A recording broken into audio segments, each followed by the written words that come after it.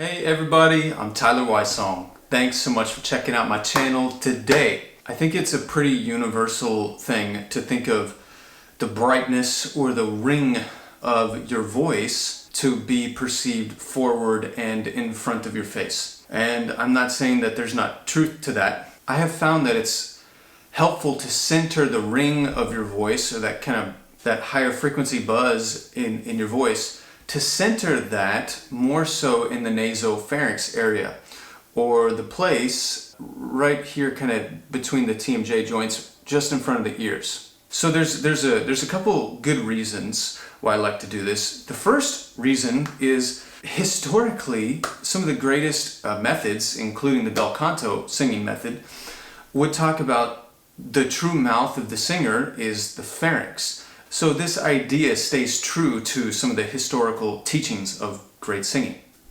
The second is there's this idea called transglottal pressure. So to make it very simple, there's pressure below your vocal cords called subglottal pressure, and there's pressure above your vocal cords sometimes called supraglottal pressure, the pressure above the glottis. And the difference between those is called transglottal pressure. Now, this isn't real numbers or science here, but if the pressure below my vocal cords is a 10 and the pressure above is 0, then the vocal cords have to hold back a 10. If we can figure out some type of strategy to raise the pressure above, the supraglottal pressure, say to a 5, now the vocal cords only have to hold back a 5, which is cool. So all of a sudden, singing just became easier on the cords.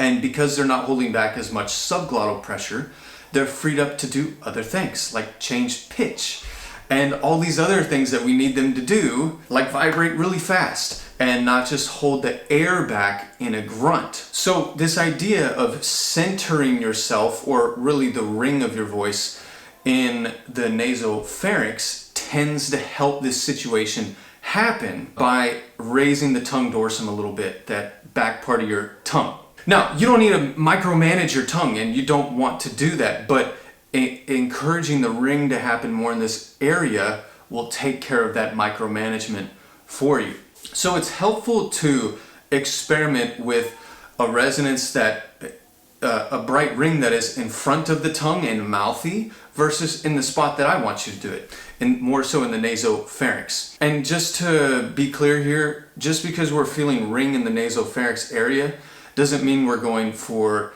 nasality, and especially nasality that we can perceive. Okay? So if you say an I feel mouthy and the ring in front of my tongue. But if I can center myself, the ring back here, long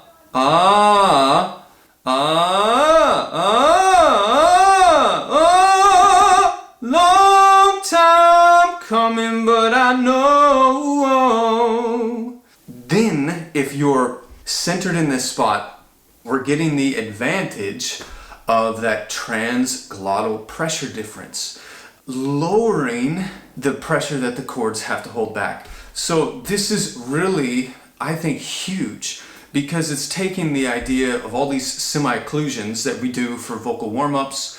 One of my favorite, of course, is the puffy cheek, and now applying them to actual singing. Because the puffy cheek is amazing, but you're occluding at your lips, and when you sing, you have to open your mouth, right? to let the sound come out. So if we can find strategies like this one to help some type of semi-occlusion be present internally above the vocal cords, then singing is going to be so much easier, and you're going to have access to a lot more range. So if I just slide up,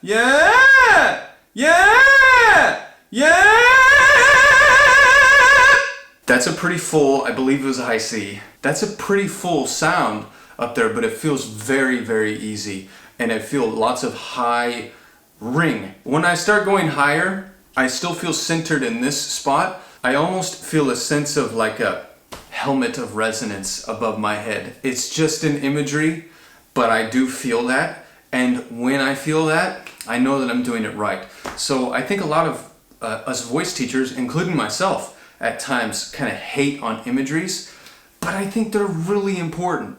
One of the most important things, though, is that you make the right sound and you come up with your own imageries. So borrow mine, and if they help you, amazing. But make sure you're thinking about what that feels like for you when you do it correctly. Play around with this idea of centering the ring of your voice in between the TMJ joints in that nasopharynx region inside your head.